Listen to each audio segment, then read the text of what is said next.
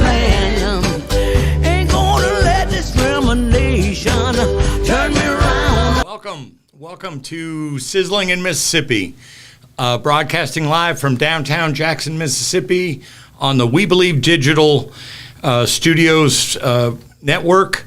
My name is Chris Young, and as always, I'm joined by Maahti, Jone, Primm. Good evening. Good evening, Chris. We're here again. Yes. On a Monday night at 6:30, just trying to talk to the people about what's going on. Yes, yes. And some days are more disheartening than others. I don't know why this day is just, it seemed like all this stuff going on in our capital city here in Jackson is just,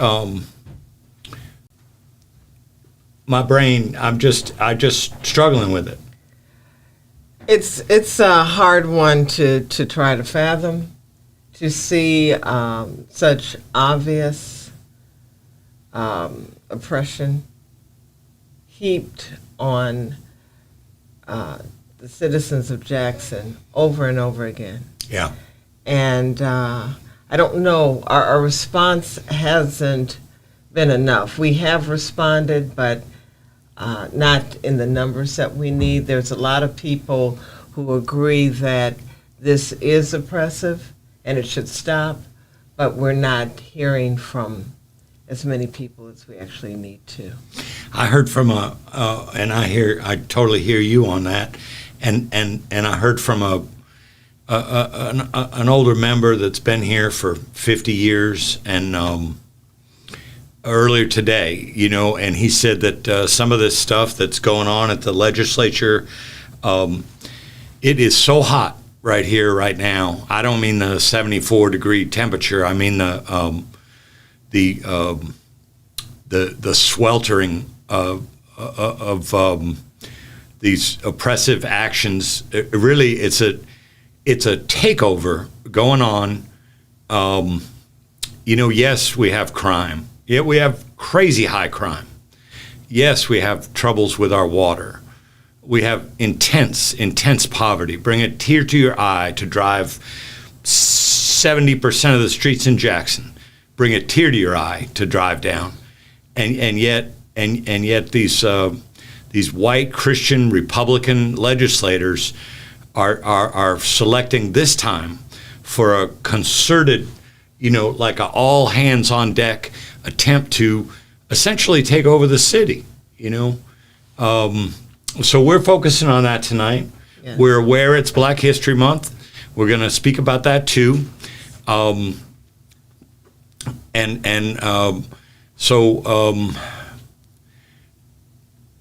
Maahti, I mean,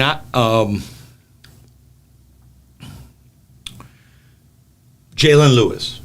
Do you want to Sure. do you want to try to? Were you able to look up the? Right. Yes. 25-year-old man. 25 years old. Right. Yeah. And killed by the Capitol Police. Yeah.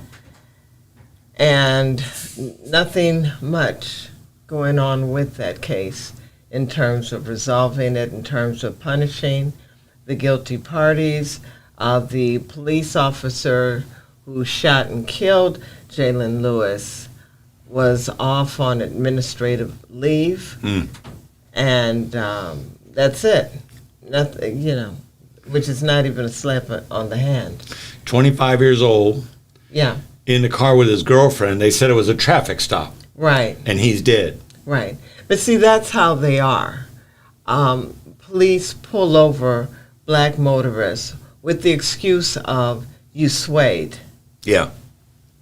And that you swayed becomes reckless driving. Yeah.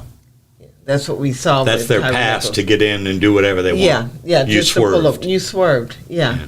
Which So is you're not lighting true. a cigarette or changing the radio station, No. and you swerve. That gives them a free pass. No. You don't have to do anything. That's just the excuse. Oh, they just say it. Yeah. Whether it happened or not. Right. Yeah. Oh, you could be driving straight as an Yeah. arrow. Yeah. But they Yeah. say you swerved. Right. Okay. Yeah. Okay. That's what happens. So that's power. Yeah. Yeah. Yeah. So that's the excuse. And then, if you roll down your window and they smell marijuana or they might smell cigarette smoke and want to confuse that with marijuana, then that becomes another issue. And then at that point, they don't have to have consent to search. Right.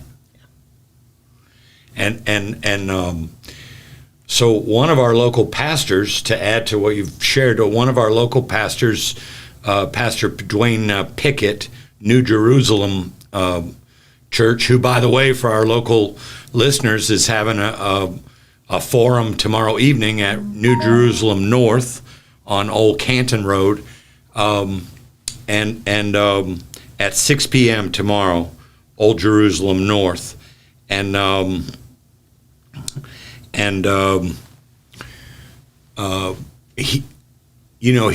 has contacted the Department of Justice about this Jalen Lewis murder because it happened in September, and this is February, and nothing has been released. No body cams, no information to the public, and now, it's an interesting dynamic down here because you have the white-led Mississippi Bureau of Investigation, you have the white Capitol Police Chief, and then you have the Commissioner of Public Safety, another white man, used to be a judge, and now he was appointed to be the Public Safety Commissioner. Well, he's over the top of both of those agencies. So, if you're going to investigate something that the Capitol Police do, it's going to be the Mississippi Bureau of Investigation that investigates it. Yeah. And so now, I guess finally that's been brought up enough where this guy, Sean Tyndall, the Public Safety Commissioner, very no-nonsense fellow, he has publicly recused himself. So from this Jalen Lewis case. So, and he said there's a change in policy, and I'm sorry, I wrote this down, but was having some copier troubles, so I don't have the precise detail in front of me. But so now he's going to recuse himself from this case. He said they had a change in their policy, an internal change of policy is what they said, and consequently he's recusing himself. So I don't know what that means. Right. I don't know. Well, does that mean the head of the Mississippi Bureau of Investigation, some captain or major or whatever the title is, does that mean, they're going to answer the questions now? What my gut tells me, absolutely not. Nobody's going to do anything different than they do until they find a way to let enough time pass. Right. Hope people forget. After all, it's just a 25-year-old black man in Jackson. But see, the response hasn't been a mobilization. There hasn't been a threat to public peace. When you had Tyree Nichols, the city was set to explode. Memphis. Yeah. So then they're going to act. Okay? George Floyd. There wasn't a rush to judgment. They were trying to decide what they were going to do. And so in the meantime, the people mobilized. And when the precinct went up in fire, the police precinct went up in fire, then that's what it took. And then at that point, they indicted the officers. And the whole while, though, there was that video from that young lady, 17, 18-year-old. Right. Yeah, 17. Thank God for her. Yeah. And the thing is, right, that was able to be pushed on social media for people to see. But without a threat to public peace, you're going to have to just forget it. They're not going to do anything. So in a manner of speaking, you're saying that until we get their attention, set fire to some police building or police cars or something like that, they're going to try to keep it down low. Yeah, they're not going to address it, period. Yeah. I mean, really, right now, how much investigation has been done? If we're talking about September, this is almost 6 months. Yeah, they don't care. Yeah, and they're not going to care until there's some threat to them, something that impedes on their peace, they're not going to care, and they haven't cared. And this is the way Mississippi does. It kills black people. And this is why we call it a show, Sizzling in Mississippi. And we obviously, when we want to get the broadest viewing audience, we want people to know. Here we are. This August, a few short months from now, will be the 60th anniversary of the Dr. Martin Luther King Jr. I Have a Dream speech at the Lincoln Memorial. 60 years. Mm-hmm. And still we're sweltering in Mississippi. We're sizzling in Mississippi. And so we realize this is not good news, but it's news of this ongoing, pervasive, concerted effort of oppression and injustice and inequality based on skin color, and it's so fundamentally wrong. And when you're doubly screwed in Mississippi is when you're not only black, but you're poor and black. That's when, oh my goodness gracious. But see, it's not based on skin color. It's based on racism. Okay. Yeah. Not to parse that out, but of course. Yeah. Of course. And when I'm saying that, I'm not splitting hairs. No, you mean based on the majority. Right. Yeah. Because, the situation is there's nothing wrong with being black. Except if you're in white superiority thinking or minded. Well, yeah, I can't answer that because I've never, I've never been that. But the issue is racism. It's not that a person is black, because there was a time in history when black people ruled the world, then this didn't exist. Yeah. Right. Forms of oppression always existed, but not this form. Well, really, it didn't, and not in terms of for black people. That would have been a different issue. That's then you have to go and you have to look at Europe during medieval times and see how one ethnic group may have oppressed another and how they did it. But you don't have that type of issue in Africa. Mm-hmm. Yeah. What about now? Is there any? There's sometimes civil wars in parts of Africa. Well, the Civil War is not so much civil as it is outsider influence conflict. It's not something that is an internal struggle. It's something that is external, that is brought about so that the resources can be stolen, taken over. Right. How much you want to bet that's white people involved in that? Right. Yeah. Right. From all over Chinese, the world. Chinese too. Yeah. Yeah. But so that's what you're getting when you're looking at that. Right. Yeah. Yeah, so we just try to talk about these things, make some sort of sense out of it, and mainly bring it to your attention. Earlier today, a really comprehensive article came out in the New York Times.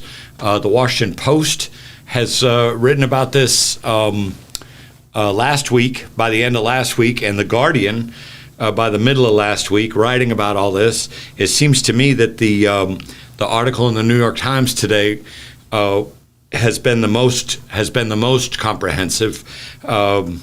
And so, if you haven't seen that, maybe you can look that up on the web. If you just type in, New York, like I did, New York Times, and add Jackson, Mississippi, it'll pop right up. It was just the article just came out about 9 or 10 o'clock this morning.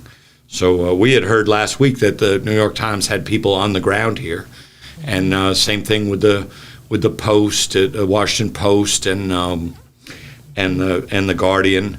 I guess you got something going on when those guys send people down here to start asking questions. Right. But, Mississippi isn't embarrassed. They should be, but they're not. Yeah. And Well, this is just the cost of oppression, is that you're going to have outsiders saying shame on you, but so what? Well, and I think, and I hear you say that, and I think to myself, what she's really saying, what I'm really hearing you say is that Mississippi being last in everything, last in everything, really doesn't matter. Right. And so, you got, you got last, for those of you that don't know, Mississippi last in healthcare, grocery tax, fetal death rate, infant death rate, overall life expectancy, Mississippi is last in the nation. COVID deaths, Mississippi is the worst in the country for COVID deaths.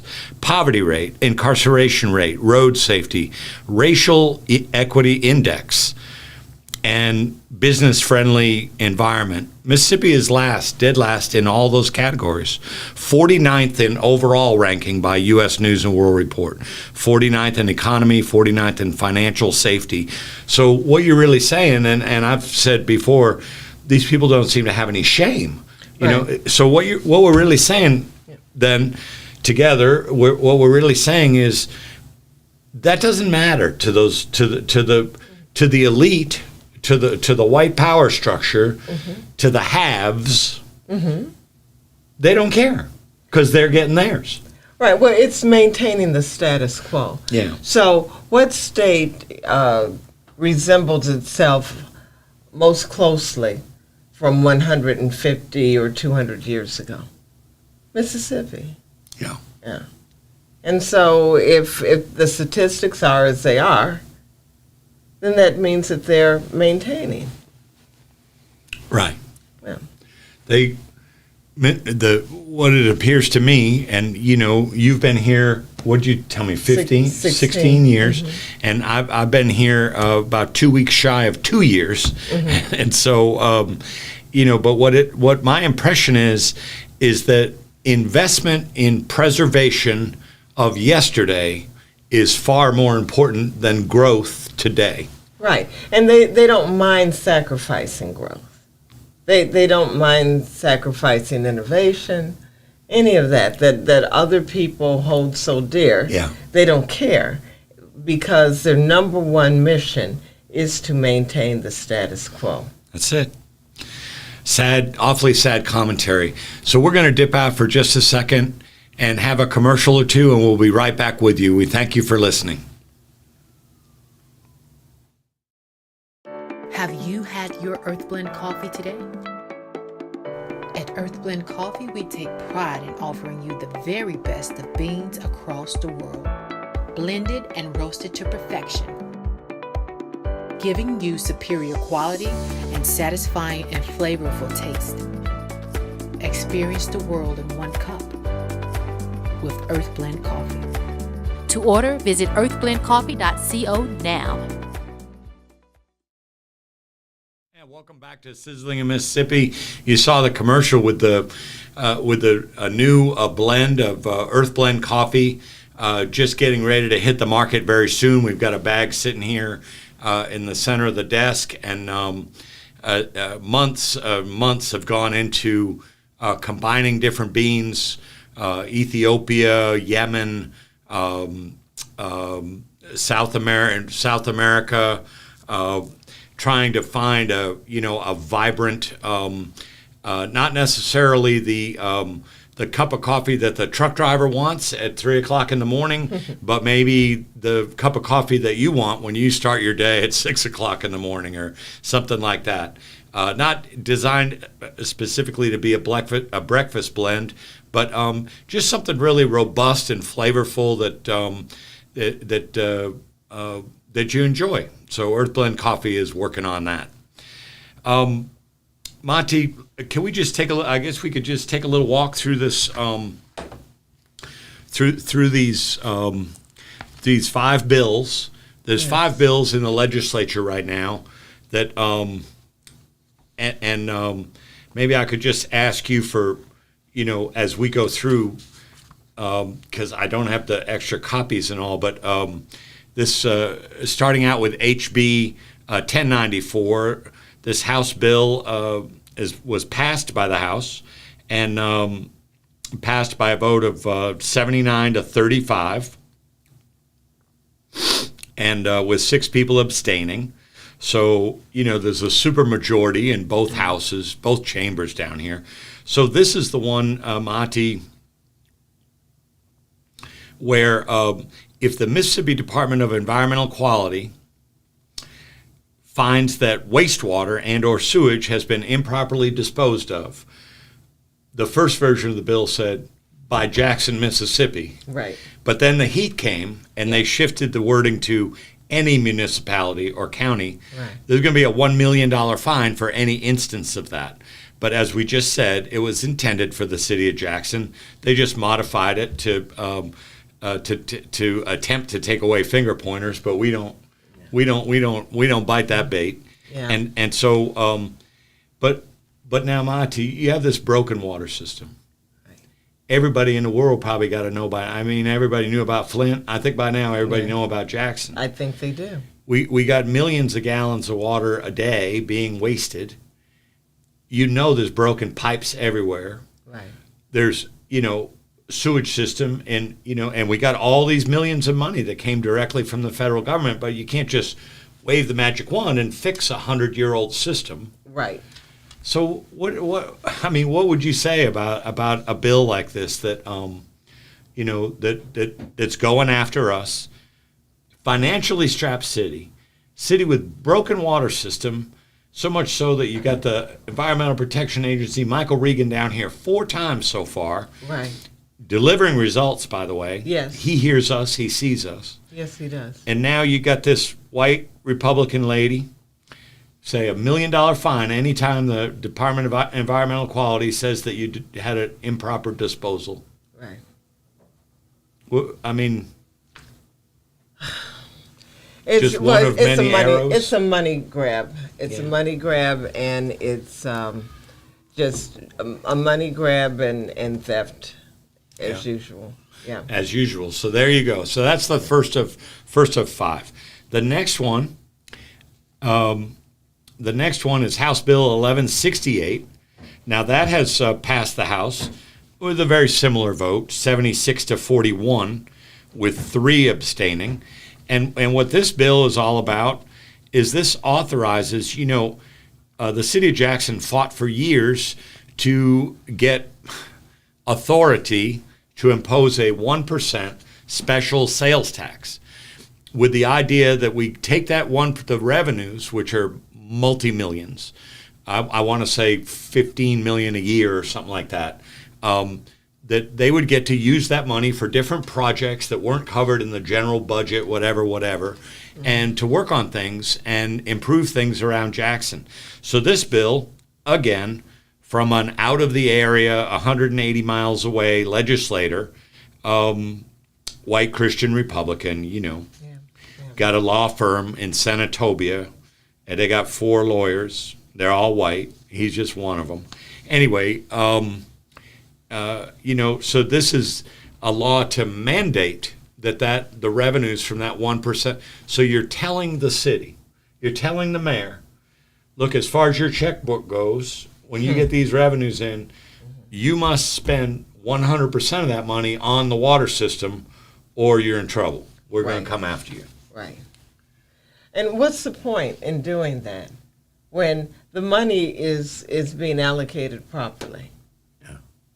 And why would they care one way or the other? It's a city issue. So that becomes another tool, Right. to control. To control, yeah. Yeah. The next one is 28 Senate Bill 2889. This is by this white male Christian Republican from about 150 miles away from here, and the Senate passed the bill on the 7th on the 7th of February. And it's off to the House now, the other chamber of the House, to be debated. Passed the Senate 34-15, again a supermajority, and this one is to create the Mississippi Capital Region Utility Act. So Maahti, and appoint a board of directors.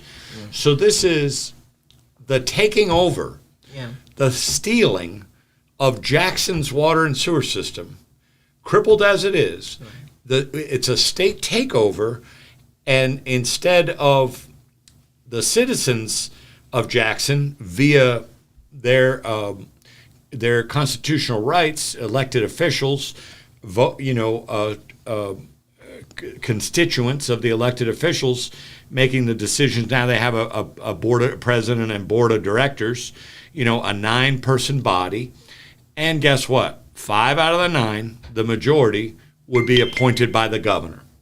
So, yes, the mayor of Jackson gets to appoint 4 people, but the governor 5. So you see right off the bat, not only are we going to steal your water system, right, then, we're going to let you think, we're nice enough to give you 4 spots. Right. But even with the 4 spots, don't one of the spots go to Richland, the other one go to Byram? So in other words, he only has 2. Yeah. I think they're tweaking that a little bit. I did see something. That was the initial text. Right. And then I think they are tweaking it a little bit now, and maybe not saying that it's a person as much as they have to consult with. But you know what happens if you're going to consult with the mayor of Byram and he don't like, what the final outcome is, then he's going to cry foul. Right. Another white Christian Republican. So, right, exactly. Yeah. So it empowers him. Yeah. So just an outright theft of the system. See, you want to control, you want to oppress people, you want to control, you want to always have the upper hand. So you wait till the city is down on its knees with this broken water system, and then you just come with guns ablazing, as a comment I'm going to refer to a little later also. So just pathetic. And then okay, the biggie, the HB 1020. Right. Now there hasn't been a day, I don't think, since the legislature came in session on January 3rd. Yes. When we haven't been hearing about HB 1020. Yeah. And being written about by national news organizations, being talked about on CNN, being talked about on MSNBC, and so HB 1020 does a lot of things, more than I can ever mention to you because it's 1,040 pages long. Mm. But the 3 big items in HB 1020 are this. Number 1, they expand the Capitol complex, this little state-governed section of the city around the Capitol building that they carved out. Yes. So this is no more City of Jackson. We've carved this out. Yeah. And they've already done that. Right. They've installed their own police force. Mm-hmm. Now they're going to expand that district out more. Right. And where are they expanding it? They're expanding it to the north and northeast in Jackson, which when you do a racial overlay over the district, you find out that 85% of the white people that live in Jackson, I mean, the city is, they say 83 to 85% black, but 85% of the white people live in this very area where they're expanding this new Capitol Complex Improvement District and their police force into. Yeah. It's a city within a city. Building out a city within a city. Right. So that's the first thing. And then the second thing, the police go with the expanded. And then also, they want to install a new court system. Right. But these would be judges that are not elected by the people. Right. So you put the Hinds County court system. I mean, what happens to the Hinds County court system? Subjugated. Now, I'm going to give you one guess on this, one guess only, because I know how smart you are. Do you know the race of the vast majority of the 16 judges that are in the Hinds County. The Hinds County court system got like 4 different courts, maybe even 5, but there's 16 judges, and do you know the race of the majority of those judges? Can you take a guess? Black.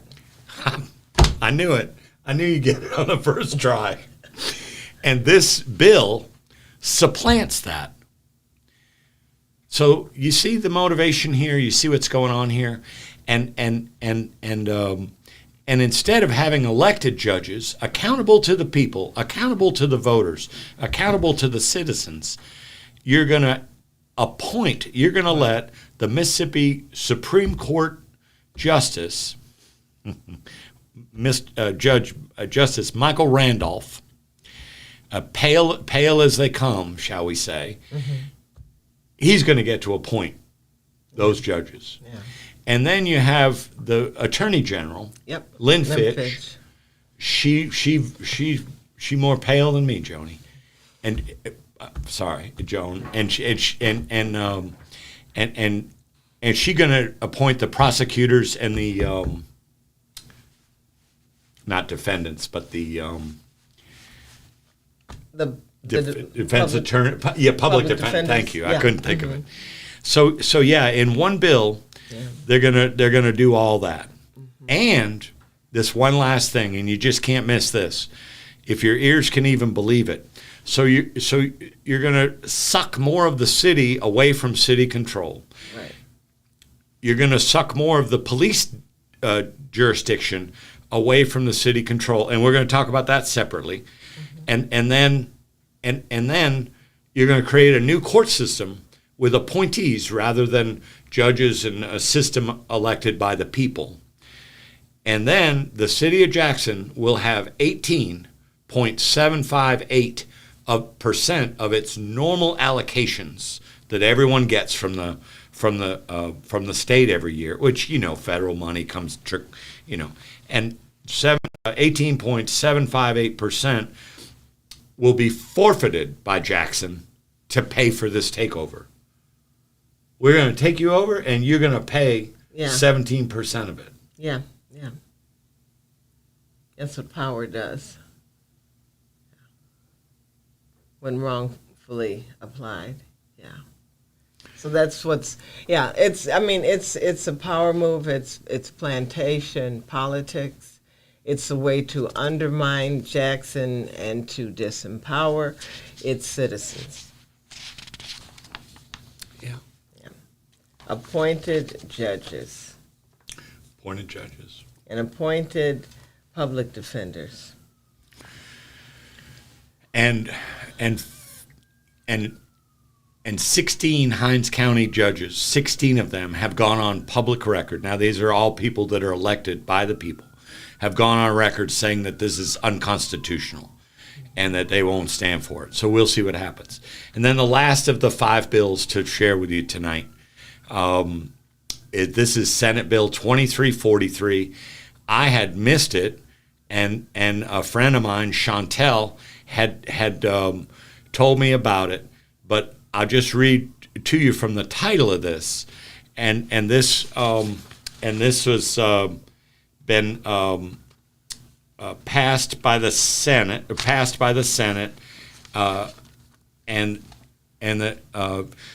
So what this does is this expands the Office of the Capitol Police to provide that the Department of Public Safety, remember we told you is a Capitol Complex Improvement District, started out 8.7 square miles. Now it's expanding to 25 roughly 25 square miles. Now, if you weren't looking closely like I was, now comes along this bill to provide the Department of Public Safety, that's who's the boss of the Capitol Police, shall have jurisdiction relative to the enforcement of all laws of the state of Mississippi within the boundaries of the city of Jackson, Mississippi. So now you've skipped over the lines of the Capitol Complex Improvement District. Right. And now the Capitol Complex Improvement District will have jurisdiction under their boss over the whole boundaries of the city of Jackson, 119 square miles. Wow. And to require the Department of Safety and the city of Jackson to enter into some type of memorandum of understanding to make that happen. Yeah. So this has now been transferred to the other body. But I mean, a memorandum of understanding is not legally binding. And who knows what will really become of Jackson under this type of plantation politicking. Wow. What'll happen? You know, you're talking about not only disempowering people, but impoverishing a city, what's left of the city. Mm-hmm. Right. You don't like the mayor, you don't like his name, you don't like what he stands for, they don't like the citizens of Jackson. So this is how they handle that. Well, the concept of black leadership, Right. Right. that They just can't. doesn't play. That Yeah. just doesn't play in Mississippi. No. So you know, and we'll get back into that. Just getting ready to step out again for a quick break. We'll be right back with you. We always appreciate you tuning into this program. We hope you can like it on whatever platform you're watching us. Like it, share it with your friends. If there's any way to hit that donate button, of course, we'd be glad to have that to help defray, not for myself or Maahti, but just to help defray the costs of operating the studio. So we'll just dip out for a second. We'll be right back.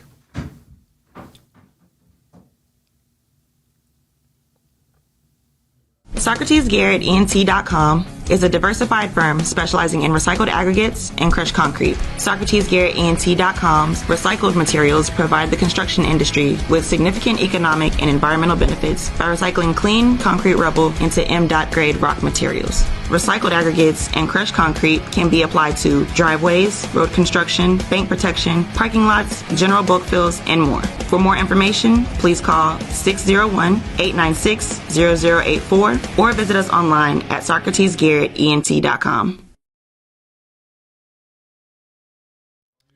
And welcome back. Welcome back to Sizzling in Mississippi. Just trying to tell you the way it is from the belly of the beast here in the deep South. You know, just so much oppression going on. We have to bring it to your attention. We want you to bring it to other people's attention. It's not right. It's not fair. It's not Christian.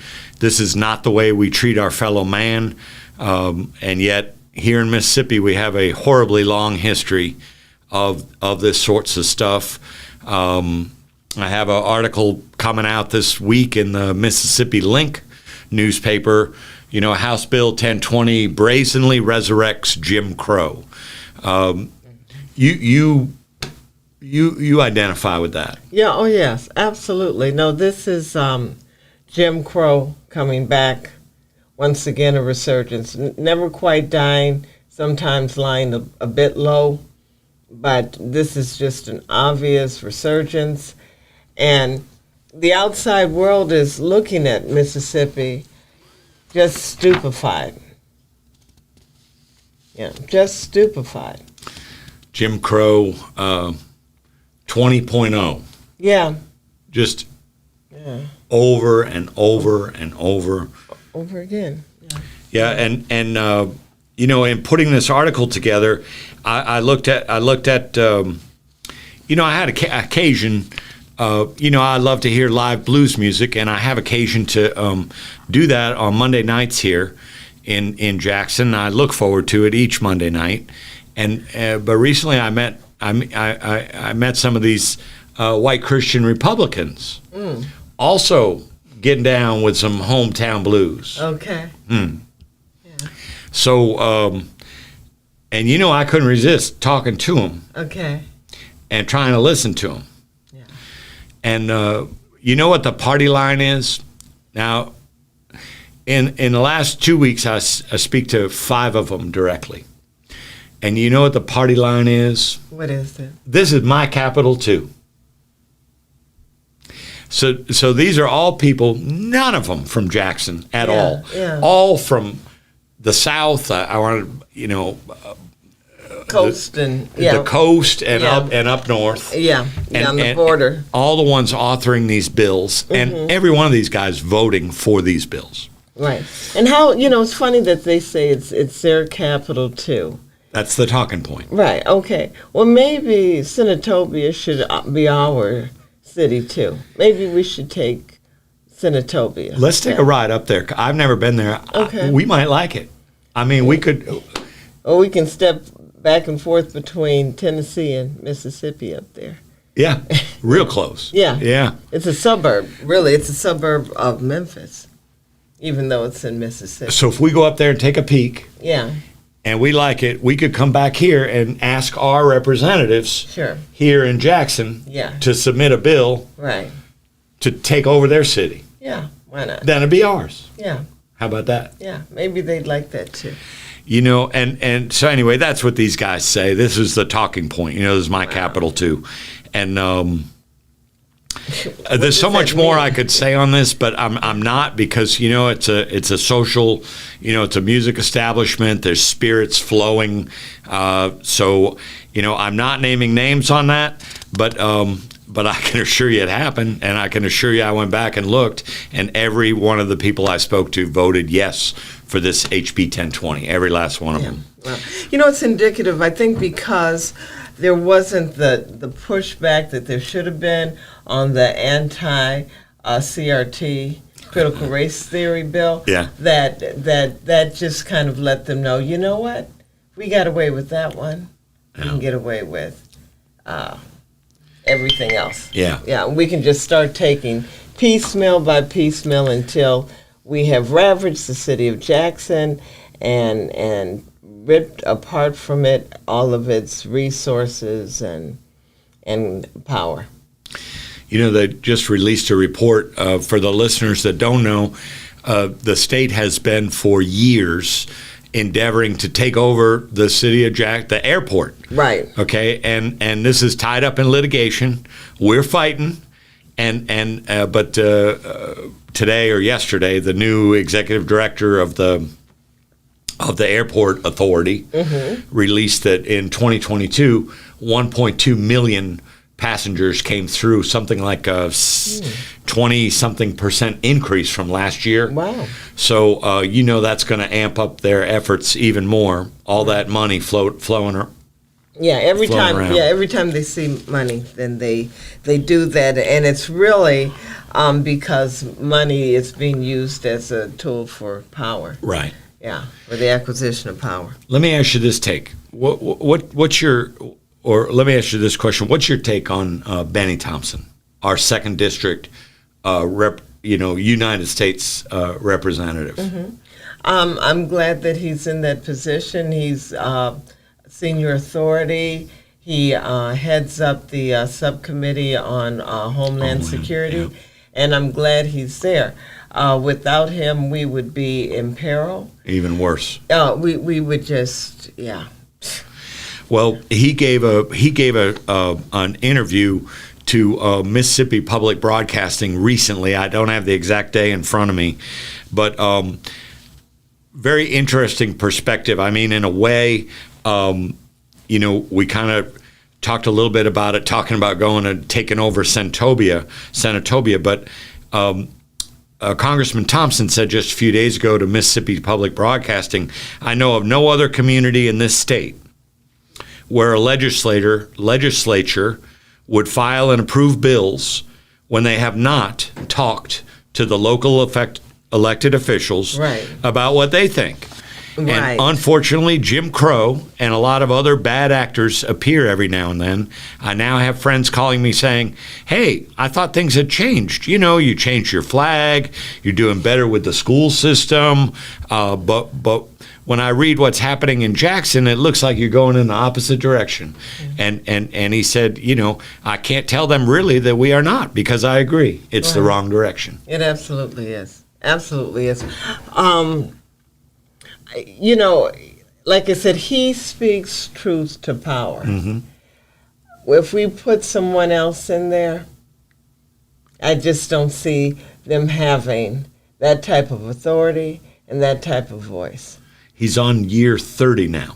Yeah, and fine. I could care less. He could be on year 65. No, but what I Yeah. mean is, despite redistricting, despite Yeah. gerrymandering, Yeah.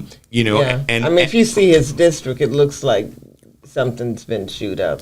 it's almost the entire western part of the state, the whole, almost from stem to stern on the western part of the state, whereas the other parts of the state, the other three representatives, you know, have three parts broken up. But his, now how do you provide representation? You know, he's got like 5 offices, probably going to be getting a new one now. Yeah. Down around Port Gibson, or he's got one in Natchez, I think, but one below there. You know, just impossible job. Yeah, it is, but he manages, and I'm so glad.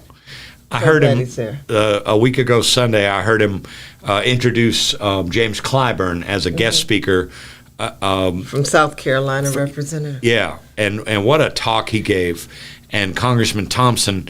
And it's interesting too, because Jim Clyburn says, you know, whenever he's got a difficult decision, the number one person that he consults is Benny Thompson. Wow. Okay. Yeah, and we also heard this week on a National Newspaper Publishers Association, the NNPA, otherwise known as the Black Press. You know, we heard on their Let It Be Known program, they had a special report featuring Chokwe, featuring Jackson Mayor Chokwe Antar Lumumba, and people got a lot of different opinions. He's, what is he, 34 now? 35? I'm not sure how old is he.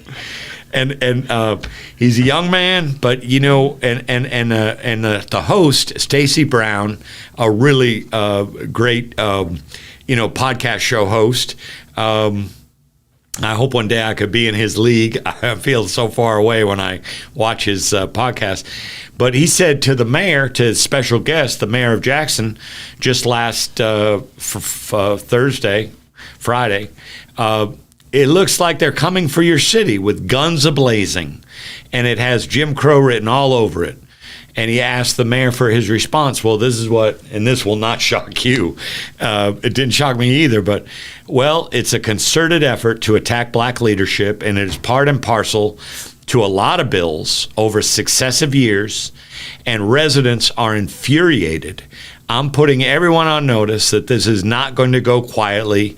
We will not allow such a draconian bill to be imposed on our city. Jackson, by its demographics, is considered the blackest city in the nation. And this proposed district composes the most densely populated white portion of the city.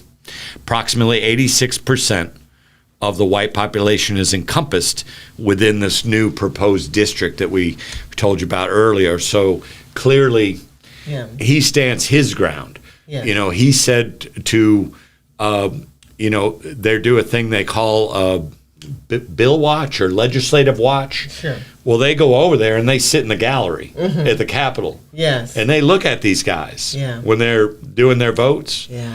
And Mayor Lumumba came out of the after the vote, after this was passed in the House, and said he couldn't believe that all those people came half dressed because they forgot their hoods at home. You know? Yeah. Not a shy person. No, not at all. I loved it. My only correction, it's probably the hoods are in their trunks of the cars. Yeah. You know, but yeah, I mean, that's absolutely what it was. Yeah. Yeah, and it's good he's a young man because it's going to just take, it's just taking so much energy to have the level of resistance that's necessary. From every quarter. I mean, it's just, you know, I don't know how the man sleeps. Yeah. And the ACLU, you know, they tweeted, what is today, the 20th? It is. They tweeted 2 days ago that this HB 1020, this centerpiece that we talked about, you know, increases policing, strips voting and political power away from the majority of black citizens in Jackson, and diverts tax dollars away from communities in need. This bill is a direct threat to the freedom of the capital city and a parallel to Jim Crow era political schemes. Right. So you got everybody and their brothers coming up, speaking out against this. And Maahti, we're rolling down there. You know, we got a few minutes left. I mean, where do we go? I mean, what, you know, I think you said something at the very top of the show about response. Did you? Yeah. I mean, how do you respond? You know, I mean, I sent a personal letter to Bill Whitaker last week. Spent $28 to send it overnight to the 60 Minutes offices, saying, please, please, please, Mr. Whitaker, come here. You know, we need you. We need this to be featured on 60 Minutes. And I haven't heard anything. I mean, I just trying to think of ways on a personal level what I can do. Okay. So I ask, I mean, what can we do? What can our people do? What can our city do? How do we respond? What do you do? Well, at this point, you know, the vote may be a foregone conclusion, but its implementation, not necessarily so. And I think that black people in Jackson must Sankofa. They must return back to the treasures of culture, including self-determination, to redefine what it means to be in Jackson. And how do we look at that? How do we offer an alternative to the oppressive nature of the assault? And I would say that black people must answer it with black culture. Okay. And a type of historic culture. So the way that we would have addressed it in Africa is the way that we should address it in Jackson. I mean, I suspect that some of that happens here now. Is that true? I don't think it has Roots? Well, it's got the roots, but I don't think that it has really been acted upon. Mm-hmm. Not yet. Not yet. But it's. I don't see us having another choice. Okay. Yeah. Well, I hope people can hear that. You know, it's interesting. The people that are laying this on us, they say that there's absolutely nothing racial about it, but it's just it's so that's what bizarre. They said about lynching. Yeah. You know, that's what they said about the Civil War. You know, that they called the war of northern aggression. The northern aggression. Yeah. I would encourage everybody once again to grab that New York Times article. Really comprehensive. Really lets you see, you know, what's going on today against the backdrop of everything else that's happened around here. Really, really informative. And I think I mentioned earlier in the show, you know, this August will be 60 years since Martin Luther King Jr. delivered his famous I Have a Dream speech. Every word of it being an appeal to the social conscience of our nation. But I'll just remind you just a few words, you know. I have a dream that one day this nation will rise up and live out the true meaning of its creed. We hold these truths to be self-evident, that all men are created equal. And 2 sentences later, just 2 sentences later in the speech, I have a dream that one day, even the state of Mississippi, a state sweltering with the heat of injustice, sweltering with the heat of oppression, will be transformed into an oasis of freedom and justice. I have a dream today. So that's what else do we have? I mean, there he was saying it 60 years ago. Right. Delusional as we can be, things change, adjust, modify, sometimes get to thinking Jim Crow's gone. Yeah. It's not gone. It's not gone at all. Yeah. It not just gone changes at all. And evolves. So in a manner of speaking, all we have is still a dream today. Right. We're not anywhere near it. No. Realizing it. No, not here. No. Not here. Anything else before we head out? Well, how much longer do we have? We don't? Okay. Then it's been great, Chris. Okay. Oh, it just hit me. We're going to take a few more minutes. Do you want to talk about Black History Month? We can Or talk about do it next week? Yeah. We're still in the, okay. Yeah. Okay. So we're sorry. I messed that up. We had one other thing we wanted to get to, but we spent so much time on all those bills, and I'd take the hit on that. So we'll get to that next week and be able to talk more fully about Black History Month. But for tonight, we thank you very much for joining us. We hope to see you back next Monday at 6:30. Take good care of yourselves out there, and take good care of each other, and stay safe.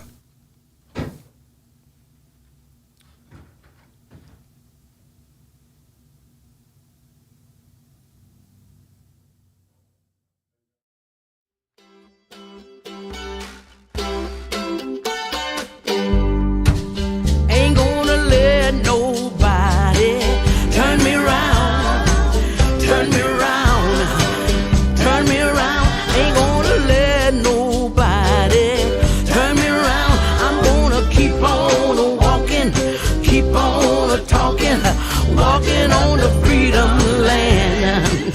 Ain't gonna let injustice turn me around, turn me around, no, turn me around. Ain't gonna let injustice turn me around. I'm gonna keep on walking, keep on talking, marching up the freedom land. Ain't gonna let discrimination turn me around, turn me around, turn me around. Gonna let discrimination turn me around. I'm gonna keep on walking, keep on talking, marching up the freedom land.